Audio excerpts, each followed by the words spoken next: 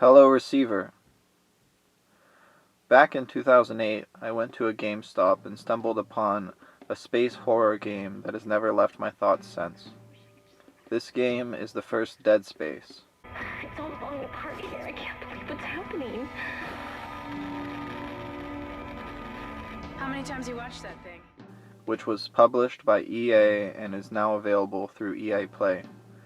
I decided to go ahead and download Dead Space and try it out, mainly just to visit the insanely thought-provoking setting that to me is one of the greatest sci-fi experiences I've ever had. Science log, Chief Science Officer. I have been revisiting a lot of games lately and wondering what they're all about. Like, if I were to take everything into account, the plot, the setting, and any relevant backstory, and consider it all as one, what would the message be? One YouTuber that does this really great is Leadhead, who has inspired me a lot personally to make this channel. Anyway, when I was playing Dead Space, I couldn't help but wonder what it was all about. It's easy to view the game like you would a modern jump scare movie, and in many ways this is the best way to play the game, without thinking too much about the moral or analysis, to just enjoy the game for what it is. But as I listened to the audio logs and saw the surviving Ishimura crew members who had been driven into insanity, it made me question the entire sequence of events that led up to this moment, when humanity cracked the wrong planet. Plot recap. If it has been a while since the last time you have played the game, I thought I'd recap the major events for a moment. This video is not focused too much on the plot, but I think it could help our cause. And just as a warning, this contains spoilers, and the game's 12 years old, so... So that's Ishimura. Impressive. The USG Ishimura. Dead Space follows a mechanical engineer named Isaac Clarke, who is aboard a mission to check on the USG Ishimura, a planet-cracking spaceship designed to annihilate planets and collect their resources. One of the reasons Isaac took this job was because his girlfriend, Nicole Brennan, was stationed aboard the Ishimura, and he had not seen her for years.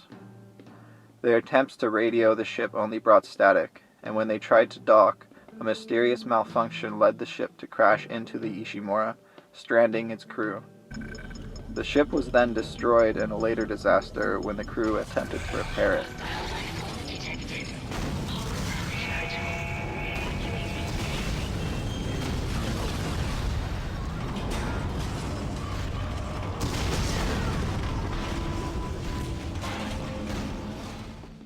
Isaac explores the ship and is faced with the horrifying Necromorphs as he tries to uncover the truth of what really happened to the ship and its crew.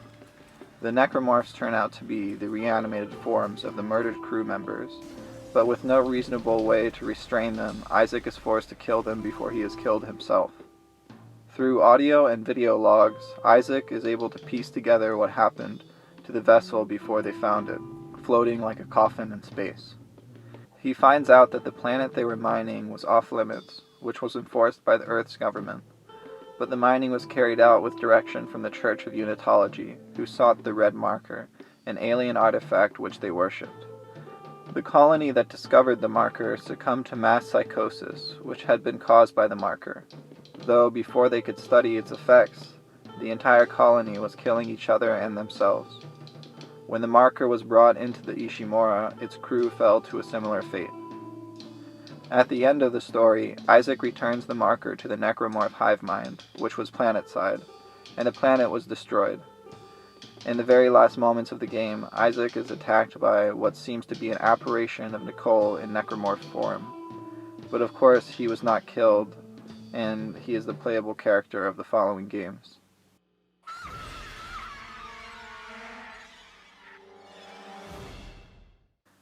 Now that was a quick rundown of a much more complicated story, but that's the gist anyway.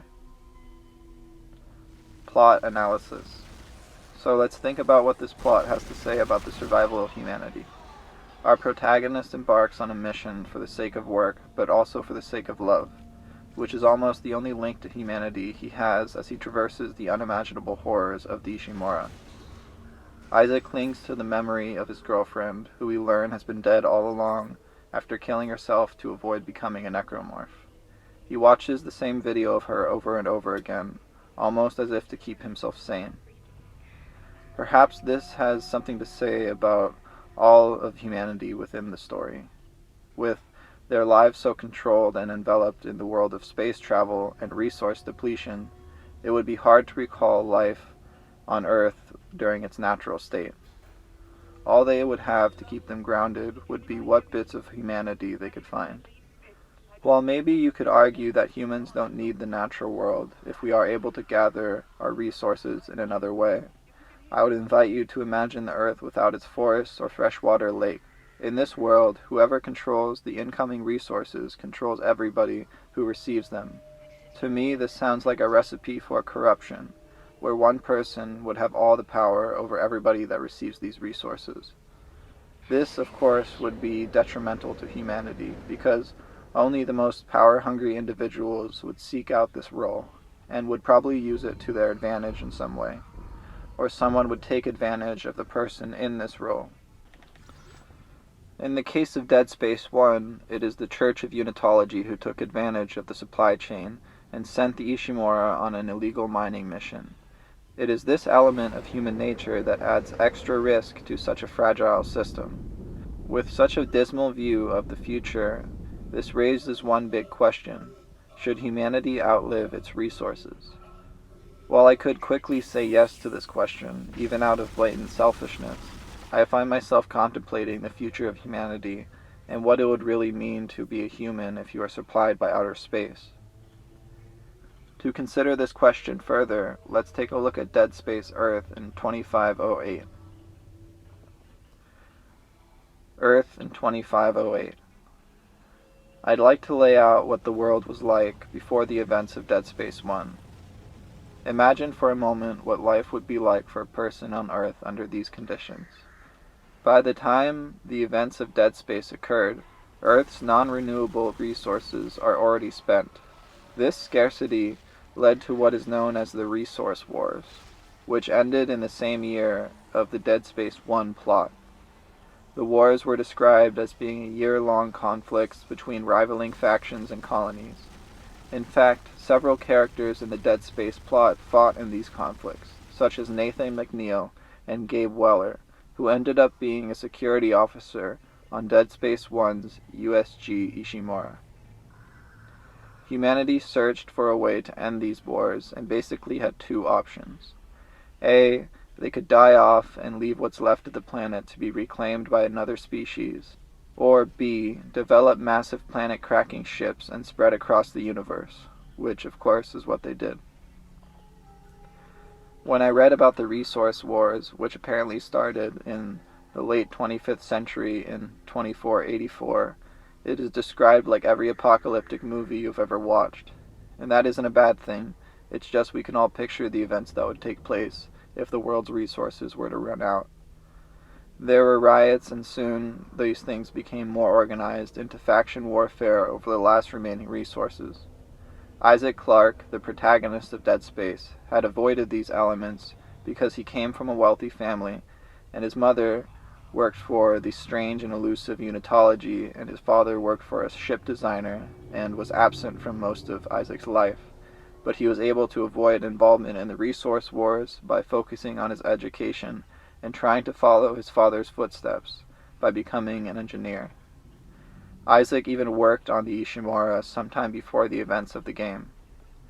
My point with all this is that it seems that humanity had managed to find a solution to their resource problem before annihilating the entire population, which is great, and I hope we have a similar experience when our planet reaches its limit. But, as it has been true with every world-changing invention throughout history, the practice of planet cracking carries its own issues.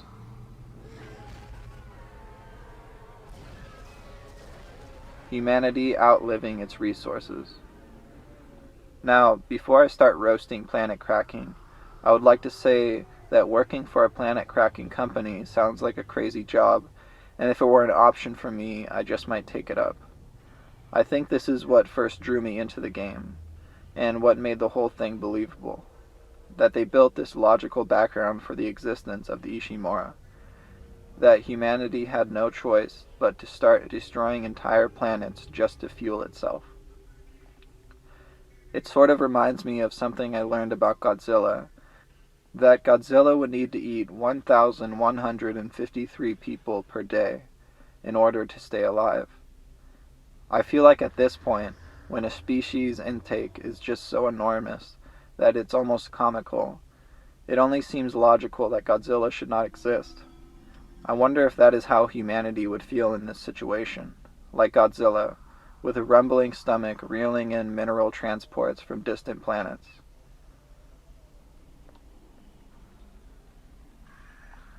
While I believe in the spirit of people and that they would find hope in any situation, I think that it would be a very insecure position. It almost seems like the events of the games, which were triggered by planet cracking, could almost be a sort of great filter trying to keep humanity in its place. They had tried to evade it so many times, but the planet only has so much resources, and just like individual humans, the species is meant to have a natural end someday. It seemed one of the primary forces against planet cracking was the unitologists, who had a history of standing up for environmental causes. But of course, the unitologists were problematic in their own right, for their strange faith-based worship of the markers. And the unitologists are almost too complicated to get into right now, and it wouldn't serve my point very much to do so. All I meant to say is that even popular religion is not going to save humanity during a dire time like this. To me, the message of all of this is that humanity cannot cross its fingers and hope that space will answer all of its resource issues. While I cannot speak confidently on the intricacies of transporting resources through space, I would venture to say that it is these very intricacies that would cause a humanitarian crisis. The colonies set up to do the mining will revolt, the ships will go missing, and strange space phenomenon will occur.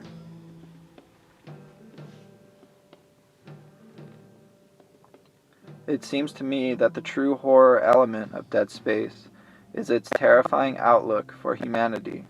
Sure, the necromancers are carefully designed to be horrifying, but really it is the impossible position humans are placed in which digs deep into my mind.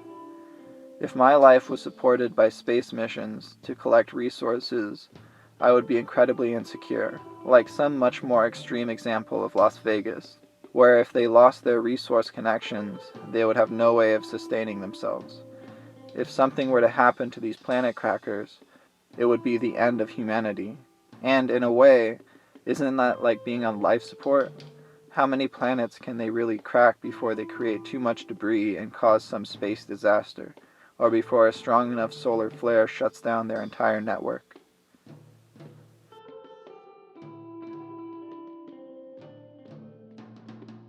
Necromorphs and the Markers. The history of mining disasters is long and heartbreaking because those involved were honest people just trying to make a living.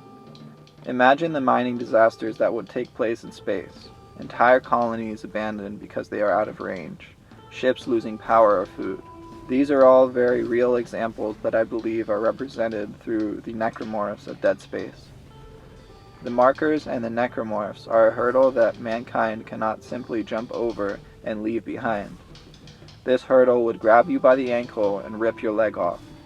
While I haven't finished every Dead Space game, I assume they find a way to put a cap on the Necromorph issue. Now, I wish I could talk certainly about this, but the truth is that I just lost heart for the series by the third game. At that point, I felt the series had left behind my favorite elements, but that's alright. I'm sure there are people out there who love Dead Space 3, and it just wasn't for me. And maybe that's for the best. It keeps the video a bit more spoiler-free. So, without focusing on the resolution of the Necromorph issue, I invite you to see them for the symbols they really are.